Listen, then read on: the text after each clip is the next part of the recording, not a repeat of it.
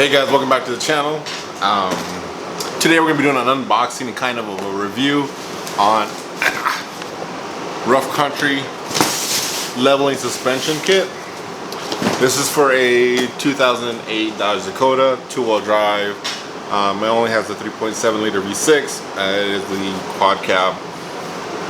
If anybody's familiar with Dodge, especially Dakotas and Rams, they have that weird rake where the nose seems like the nose is a lot lower than the rear.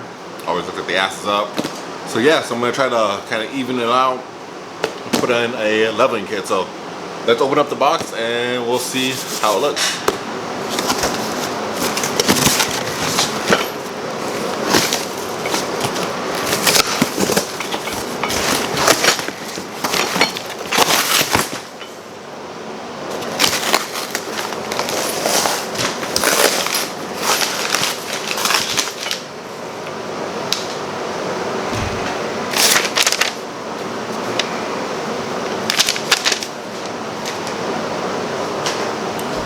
Alright guys, so as you can see, we opened it up. So let's take a look at actual, so this is going to be a coil spacer type leveling kit. If you own a Dodge Dakota, unfortunately you know that they don't make any really aftermarket support parts for that truck, especially lift kits. There was one company called, what was it called, Just Something Lifts out of Arizona, but they stopped making those kits. They were really expensive. So next option is a leveling kit or a spacer kit, besides going and maybe custom. So here are the ones that go above your coil. So we have the front coil, this goes over the cap, and then this bolts to your bottom of the truck. Actually seems pretty heavy duty. It looks like it might be powder coated. The plate here is a 1/4 inch steel plate. As you can see, you get two of those bad boys. As you can see, the one thing I guess I don't like about it is it's not fully welded all the way around. There's like a section here that's welded, a section here that's welded, so there's only welded on 3 spots. And it seems like the same thing on the inside here. They welded on 3 spots there, but it is what it is. What is this? Oh, more stickers.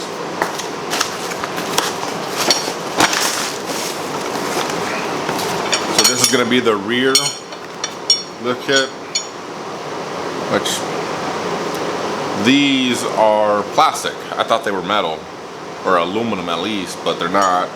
So don't really like that, but for the price, I guess I can't really complain, right? So you got your U-bolts and your plastic rear block. What else did it come with? Some more stickers for, I'm guessing probably for your shocks, because I bought the kit instead of just buying the top hats of it.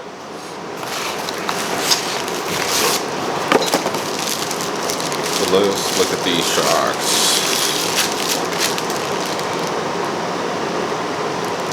So the shocks are made in Mexico, not in the US, but these are pretty heavy duty shocks, to be honest with you guys. Like, that's actually a really thick shaft. Cool. So right now I have the Monroe adjustable shocks. So it's like a regular shock, but it has a coil in it, and it's supposed to be like a load adjusting shock. I'll probably keep those for now before I put these on. So if anything, I'll just put these on the shelf when I need to use them. And then you get all your supplied hardware. So yeah, even labels it 9/16 bag. I'm guessing this is just probably your shock spacers there. And then these are going to be the ones that are going in your kit. So like I said, your coil bolts to this, and then these are going to be the nuts that bolt to the top. So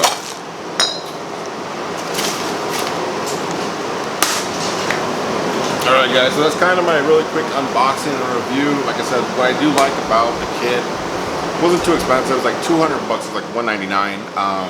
For my truck, yours could probably be a little bit more, maybe a little bit less. I like the fact how thick these parts are. It's a 2.5 inch leveling kit. I like the fact that I'm getting all the hardware. I like the new shocks. Like I said, I put those shocks on, the one that I have on now, probably like 3 or 4 years ago.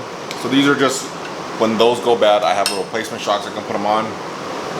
One thing I don't like though is these are made out of plastic. So we'll see how well they hold up. I don't do a lot of off-roading, to be honest with you. Mine's more of a commuter truck. But still, over time, I know these are gonna crack and break and get brittle, especially with our heat out here in Arizona. Sorry for the loud noise. I have a little cooler right now. It's 113 outside right now, so sorry. But yeah, I wish these were aluminum, to be honest with you, but I can't complain. Like I said, they don't make anything for my truck. I am running 31-inch tires right now, I believe.